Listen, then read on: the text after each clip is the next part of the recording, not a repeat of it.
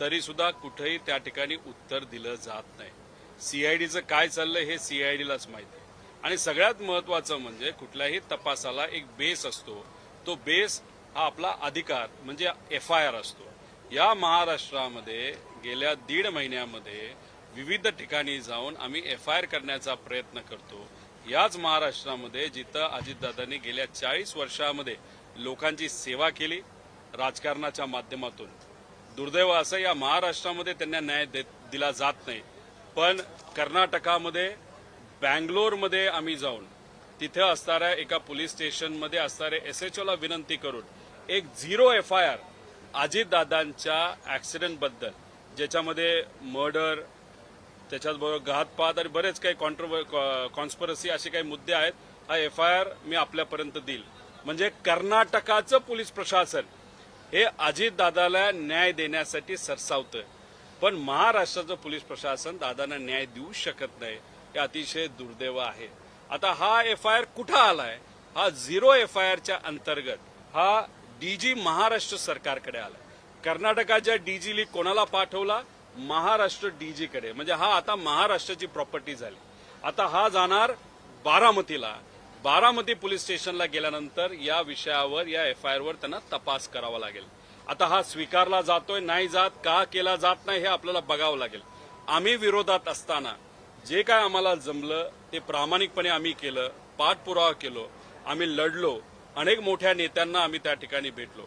जेव्हा राहुल गांधीजींना आम्ही भेटलो त्यांनी फक्त बराच ह्या विषयाला समजून घेतलं। एक महत्त्वपूर्ण त्यांनी लाईन वापरली, ती म्हणजे अशी होती की ज्या राज्यात न्याय मिळू शकतं अशा राज्यात तुम्ही जावा। त्यांनी सांगितलं नाही कुठलं राज्य।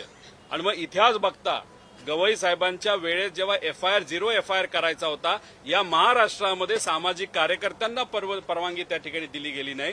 कर्नाटकात तो FIR त्यावेळेस झाला होता। मग ते बघून मी स्वतः कोणालाही न जाता बोलता त्या पोलीस स्टेशनला गेल्यानंतर कर्नाटकामध्ये अजितदादांचा FIR झाला। एक तर दुर्दैवी गोष्ट आहे महाराष्ट्रात झाला नाही, पण कर्नाटका पोलीस प्रशासनाचे मी मनापासून या ठिकाणी आभार व्यक्त करतो, त्या सरकारचे आभार व्यक्त करतो। एका मराठी माणसाला न्याय देण्यासाठी कर्नाटक सरकार, त्याचं पोलीस प्रशासन हे या FIRच्या माध्यमातून सरसावलं, ही सगळ्यात महत्वाची गोष्ट आहे। पण गेल्या कित्येक दिवसांपासून तुम्ही FIR साठी अनेक ठिकाणी गेलेला होता, त्यांचं नेमकं कारण काय होतं? ते कारण कर्नाटक पोलिसांनी तुम्हाला दिलं होतं का? मी दुसऱ्या कुठल्या राज्यात गेलोच नव्हतो, फक्त एकाच राज्यात म्हणजे कर्नाटकात तिथं गेलो, तिथं एका पोलीस स्टेशनला गेलो आणि लगेच त्यांनी हा FIR तिथं स्वीकारला।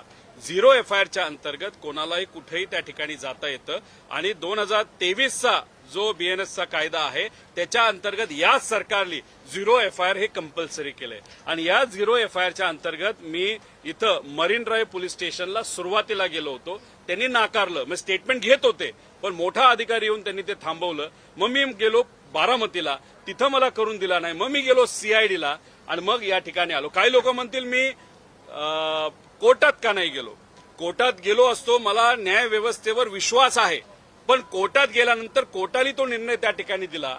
याच्यापेक्षा एखादं चांगलं सरकार, एखादं चांगलं प्रशासन, चांगले पोलीस अधिकारी योग्य निर्णय घेऊ शकतात, हे कुठेतरी महाराष्ट्राच्या सरकारला, इथं असलेल्या पोलीस प्रशासनाला हे आम्हाला दाखवून द्यायचं होतं।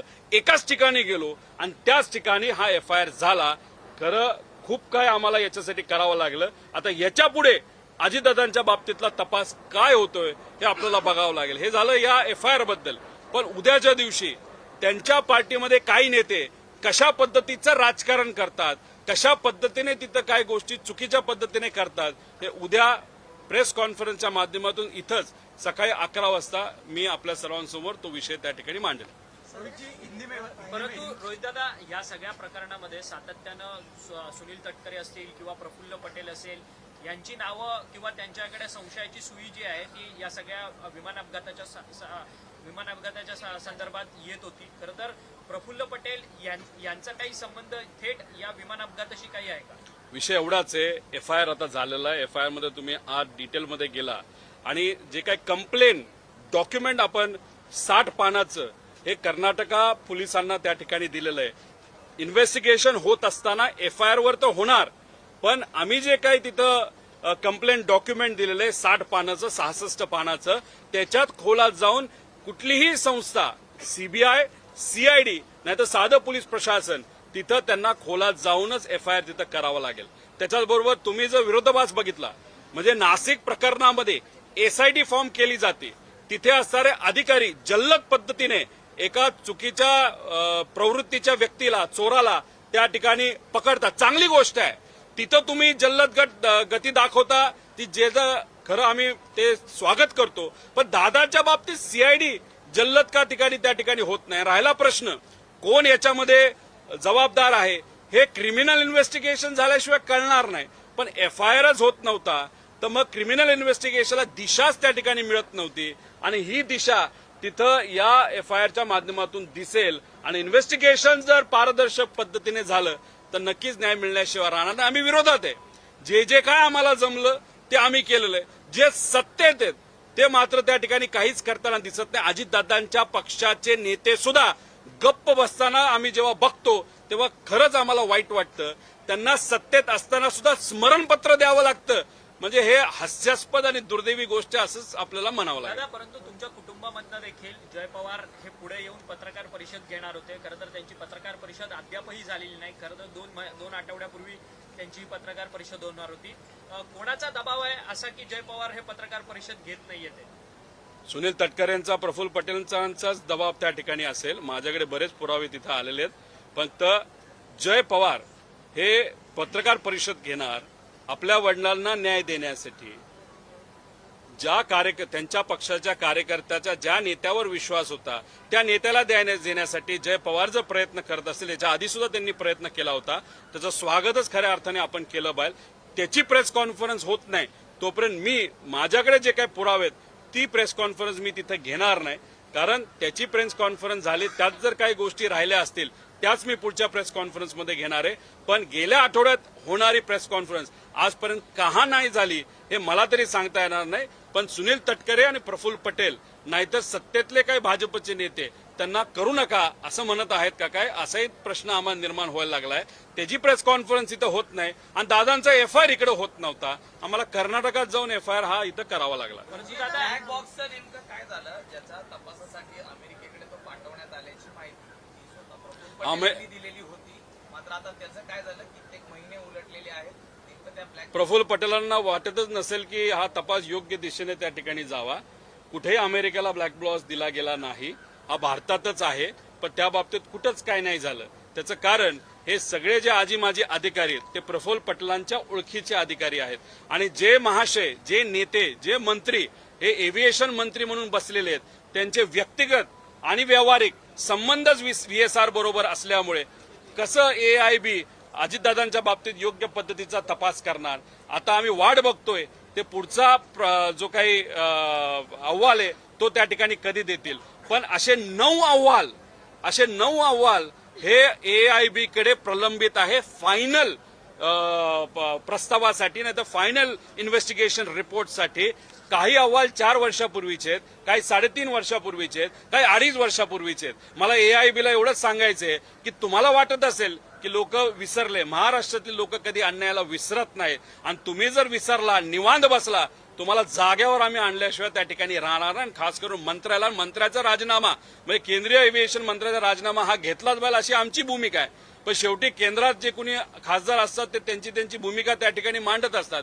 आम्हाला मित्रत्व नाही, आम्हाला फक्त न्याय त्या ठिकाणी पाहिजे आणि तो न्याय आम्ही मिळवल्याशिवाय राहणार नाही. रोहित दादा, अजित पवार गेल्यानंतर राष्ट्रवादी काँग्रेस, अजित पवार यांच्या पक्षाचं पुरोगामित्व संपूर्ण संपलंय का, हा सगळा प्रश्नचिन्ह निर्माण होतं. कारण की अशोक खरात जो भोंदूबाबा आहे त्याच्या चरणी अनेक त्यांचे नेते मंडळी लीन होताना पाहायला मिळतात. स्वतः प्रदेशाध्यक्ष सुनील तटकरे यांचे फोटो आहेत. रुपाली चाकणकर तर त्यांच्या पाय धुत असतानाचे सगळे फोटो व्हिडिओ समोर येताना पाहायला मिळतोय.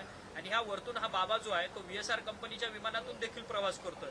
अर्थात या सगळ्याचं गौड बंगाल काय? अजितदादा जेव्हा जिवंत होते तेव्हा बारामतीचं त्यांचं जे घर आहे त्याच्या बाहेर ब्लॅक मॅजिक झालेलं आपण सगळ्यांनी बघितलेलं आहे. मुंबईमध्ये सुद्धा त्यांचं जे राहतं घर होतं देवगिरी बंगला, त्याच्या बाहेर सुद्धा अशीच काळी जादू झालेली आपल्या सगळ्यांना माहिती आहे. अजितदादांच्या पक्षामध्ये असे बरेच नेते ज्यांना करंगळीला कुठेतरी कापले, अंगठ्याला कापले, काय करतात त्यांनाच त्या ठिकाणी माहिती. आता काळी मॅजिकमध्ये कोण कोण त्या ठिकाणी अडकलेलं आहे, कोण असा प्रयत्न त्या ठिकाणी करत होतं की दादांची ताकद जावी आणि त्यांच्याकडे ती ताकद यावी, त्याच्या मागे काय हेतू होता? कारण का शेवटी ब्लॅक मॅजिक जेव्हा केली जाते त्याच्या मागे एक हेतू असतो. तो किती फुसका असला, ब्लॅक मॅजिकला आम्ही कुठंच भीक घालत नाही, तर महाराष्ट्रात कुठलाच व्यक्ती भीक घालत नाही. पण मग त्याच्यात हेतू काय?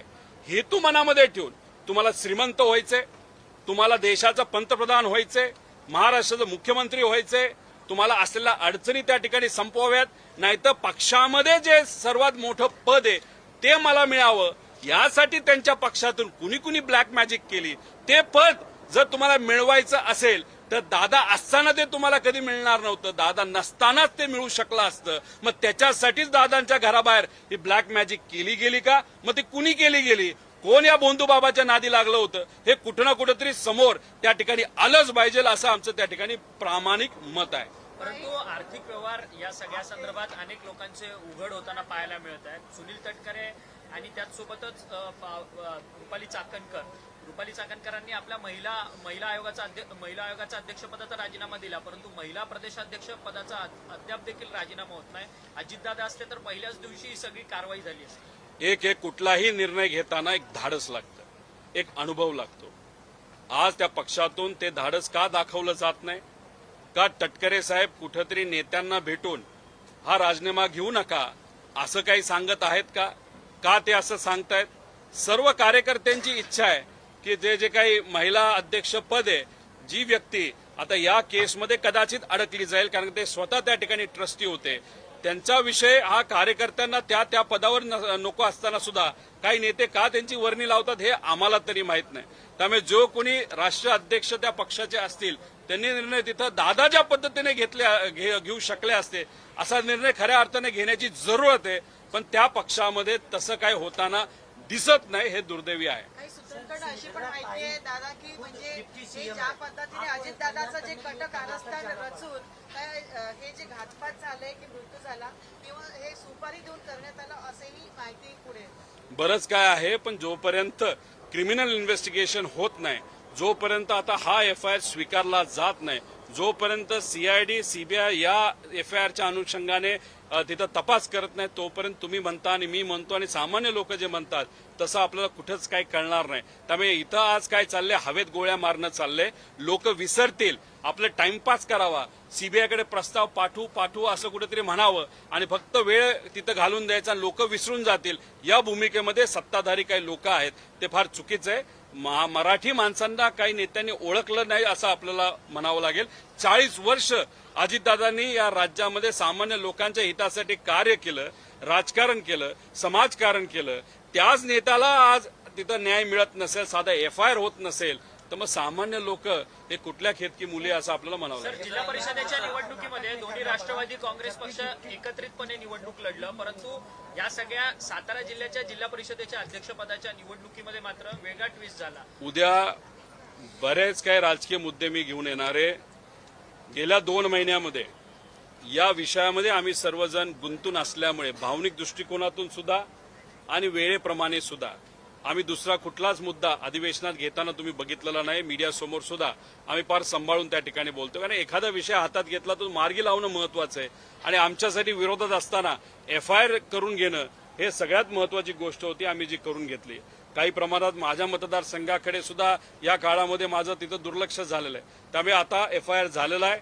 उद्यापासून राजकीय दृष्टिकोनात जो कुठला प्रश्न तुम्ही घ्याल आणि त्या बाबतीतलेच आणि खास करून अजितदादांच्या पक्षातले काही कागद ही माझ्याकडे आलेली आहेत, ती कागद मी उद्या तुमच्या सर्वांसमोर आणेल. मग तुम्हाला कळेल की खरं कोणाचा कुठला काय हेतू होता आणि त्याला आता जे कोणी तिथं कार्याध्यक्ष असतील नाही तर जे कोणी राष्ट्रीय अध्यक्ष असतील त्यांच्या मनामध्ये आज तिथं असणाऱ्या नेत्यांबद्दल कशी भावना आहे ही उद्या नक्कीच आपल्या सर्वांसमोर मी सांगेन.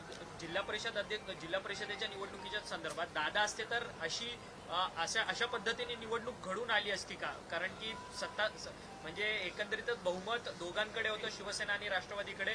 मात्र कशा पद्धतीने भाजपचा तिथे जिल्हाध्यक्ष बसला, जयकुमार गोरे यांची सगळी मंत्री आहेत ते त्यांची अरेरावी, हे सगळं अजित पवार असताना झालं असतं का? भाजपला असं वाटतं अजितदादांचा पक्ष आता संपलेला आहे. 30 त्यांचे आमदार आता आपल्या संपर्कात आलेले आहे. विधानसभा इलेक्शनच्या आधी 4 महिने 5 महिने जेव्हा केव्हा काय असेल, जो कुठला आकडा असेल त्या अनुषंगाने त्यांनी तिथं आमदारकीचा राजीनामा द्यायचा आणि भाजपमध्ये प्रवेश करायचा. म्हणून आता फोकस अजितदादा या पक्षाकडनं, कारण का तुम्ही महानगरपालिका नगर परिषद यावेळेस झुंपायची कोणात तर अजितदादांमध्ये आणि भाजपमध्ये झुंपलेली आपण सगळ्यांनी बघितली.